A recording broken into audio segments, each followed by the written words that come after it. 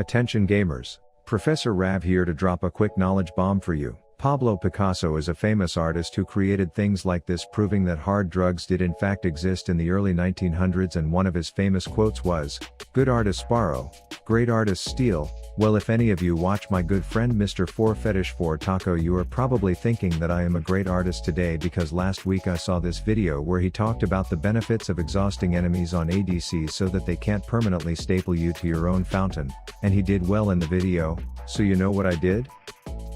I'll make good use of this. And it turns out having a point and click ability that makes bad guys do less damage and move slower, while you have runes that make you move faster so that you can do more damage, results in you getting nice and fed. So now reward my behavior of stealing ideas from other people by slapping that thumb button on this video until it turns blue, and let's get into the games.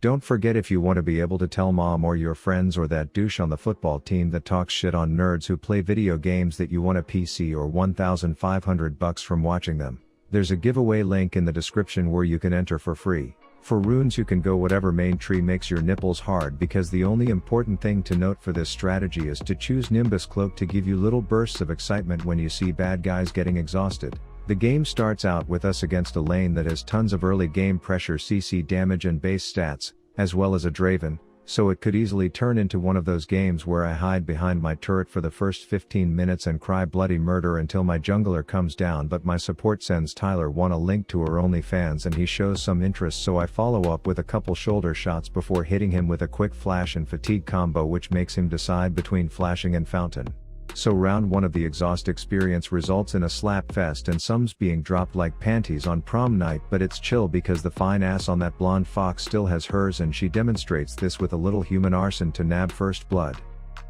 But we all showed Leo ours, so it's time for her to show us hers as she hits Ahri with a missed E before taking her down. But luckily for the blue team, my right click button is indeed functional, so with the help of a thin beam and a celeb shot from the shoulder shooter at the buzzer, I make that shit super not worth. Then a minute later and I am just casually managing to tilt myself by missing the last hit on 40% of every wave when Ninetales starts acting like she has 9 lives, and I don't miss 9 out of every 10 shots, which results in Solari shit tits gluing herself to me for an eternity as the juggling jack-off earns himself a light beam, leaving me and a crowd of blue babies all alone to fend for myself. But your boy hits a blink beam and surprise bam combo to do some tides turning, but after the initial adrenaline from the first kill wears off, I notice some giant ass blue raspberry flavored scorpion coming in to kidnap my ass, which ends poorly for me. But rule number 1 of getting away with kidnapping and murder is that you immediately flee the crime scene so you don't end up getting seduced, lit on fire, and yeeted by a 600-pound purple death rocket. But we weren't done yet, as 2 Chains comes down and asks me which one of these amateurs kidnapped me, and I say the one with the tailboner, so he gives that bug a taste of its own medicine while Ahri eliminates any chance of me getting a triple. Then the simp in the shackles is back to do some stealing and stun dealing before missing a chain bang on a non-moving target as I come in and decide that my traps probably won't do anything useful like keeping them from escaping, but I remember that this video is about exhaust, so I throw that sucker on one of them at random before I celebrate for barely getting 1 kill when 2 were practically served for me on a platter.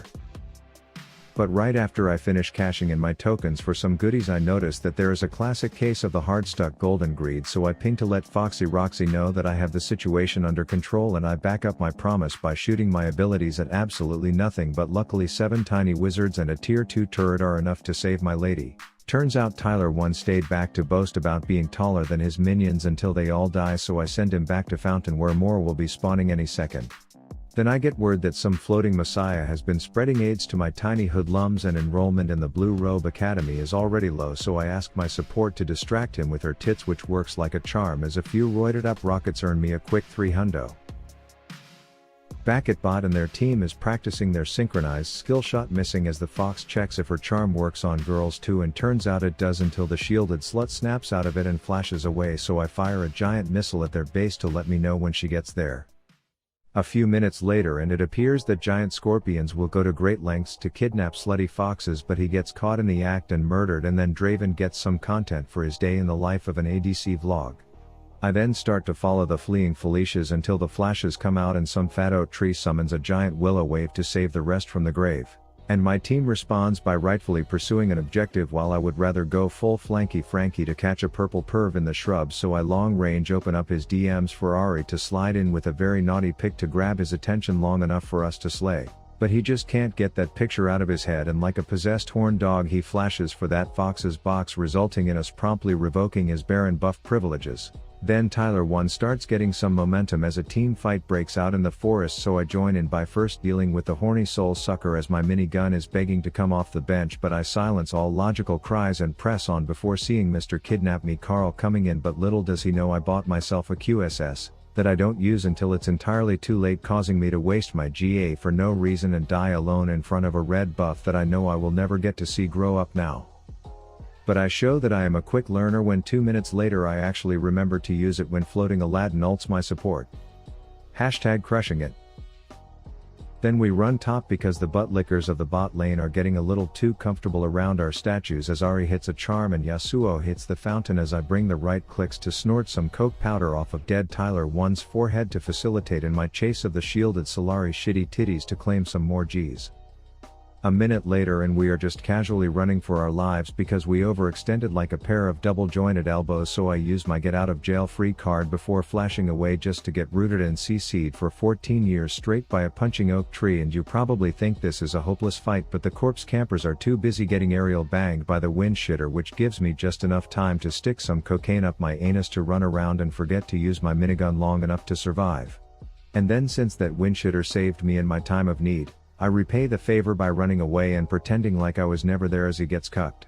And at this point it's looking like it's all going to work out as I am one fed mama, so as long as I take this responsibility seriously we will be fine, because besides, it's not like I immediately went and blindly face checked a bush resulting in me dying, the enemy team then immediately winning, me crying about my teammates doing a negligible amount of damage even though I was clearly to blame for losing, and ultimately me making videos on why I think ADCs are weak. But I feel like I let Mr. Taco down, so I queued up a second game to just once try and use this summoner spell correctly in a fight, and I have to say, the second game was off to a relatively good start, evident by the enemies being one-shot crying like babies and humping their tower like horny dogs. But fortunately for them, I like my wards like my nuts, 2 of them in my bag at all times, so Chuckles the annoying shitbag comes in and I keep that mofo exhausted so I can trap the Gale girl and cuck her while wishing that my support would have turned the clown into a fucking squirrel or something, but she was so I was doomed and we just barely get a 2 for 2.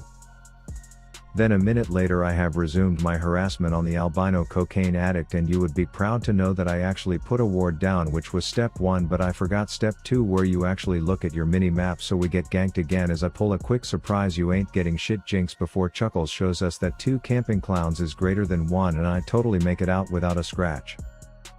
We catch Miss ADHD all alone trying to bum some Adderall off the midget employees, so I make her tired as we chase, and Lulu whiffs her cue, so I say we can use mine instead. Bambi comes down to pay us a visit and Karthus was sad he couldn't make it, so he sends a postcard from Niagara Falls and I fire an ace up that magic muff's a-hole, and then everything is going well until that camping clown bag of motherfucker. Thankfully Blue Braids is lacking a large quantity of brain cells, so I poke her down before a tornado interferes with my snipe, but you know how the famous saying goes, if at first you don't succeed, wait 6 seconds until it's off cooldown and then fire an ace right up that dumb broad's anus. Then Tornado Teresa catches her foot on a bear trap and I laugh at how weak she is before running away and letting Mr. Waterfall finish the job so I can take tower in peace and me and the teeny weeny wizard can position for a quick game of surprise you a dead bitch, but my support behaves like this kill isn't already more secured than freaking Alcatraz, so she blows her entire kit which steals it for herself. A minute later and a group of them are fleeing a homicide crime scene as their ADC attempts to flash from a Karthus ult, so as I play a game of pick the real shitbag I would like to answer all the inevitable questions about my rank by saying this is gold low and that Jinx clearly just had too many edibles earlier, but then I realized I too will get flamed in the comments for not using my ult in that fight, so I hastily run through the forest to get eyes on someone so that I can use it and avoid said comment flaming. Then I do some volunteering at the annual fundraiser for Rav's rapid fire cannon and the useless albino is our first donor. Then some magician throws 3 hundo into the pot, and come to think of it I actually forgot to mention the albino donated twice so that we could meet our goal quickly. And not 2 minutes later when my top laner decides to single-handedly gank 4 of them, I show the donors what their generosity bought them with some fat crits on some swift right clicks until it's just a fleeing crab and our top donor remaining. I trigger up an ult but Mr. Waternoose says no thanks to taking any damage from it, and then Jinx gives flashing a Karthus ult a second attempt as it takes down the crab. Word on the street is that the enemy just euthanized an innocent dragon, so I run in to check the evidence only to find Chuckles attempting to be a super cucklord once again, so I wait for his little vanishing act to end and then I fire a fat ace up his a-hole. A giant fight breaks out in enemy territory, and to be honest at this point in the game I was just trying to one-shot with one auto one of their frail feeders, which is why I have a freaking Duskblade and my behavior in this fight is suspect. But after my team dies and I pace around before getting a quick ground boogie as a snack, I decide to clean up the mess, which ends in deja vu of me chasing a 600-pound crab, but instead of me opting to ult him and him opting to ignore its damage this time, I run into melee range just so I can say I actually used my exhaust in this video before sending him back to Fear Corp. Then I give my one shot a useless crack addict one more attempt, which almost succeeds, so I start lining up a snipe as Wanda swells me up so that I can focus on the more immediate threats as Karthus takes a group of them to Niagara Falls, and this prompts the shitters to become quitters, putting an end to my first day of attempting to use exhaust correctly on an ADC. Maybe I will just have to collab with Taco and have him show me the ropes himself. Now if this second game had you thinking that Caitlyn and Karthus have some cool global synergies with their ults, then you should check out my second channel where Heisman and I run fun bot lane comps like Thresh Blitzcrank, Yasuo Malphite, Anivia Poppy and many others. Huge shout out to the sugar daddies out there sprinkling dollar bills on me at Patreon as if I am wet and tearing my clothes off in front of them. You guys and girls are the true homies.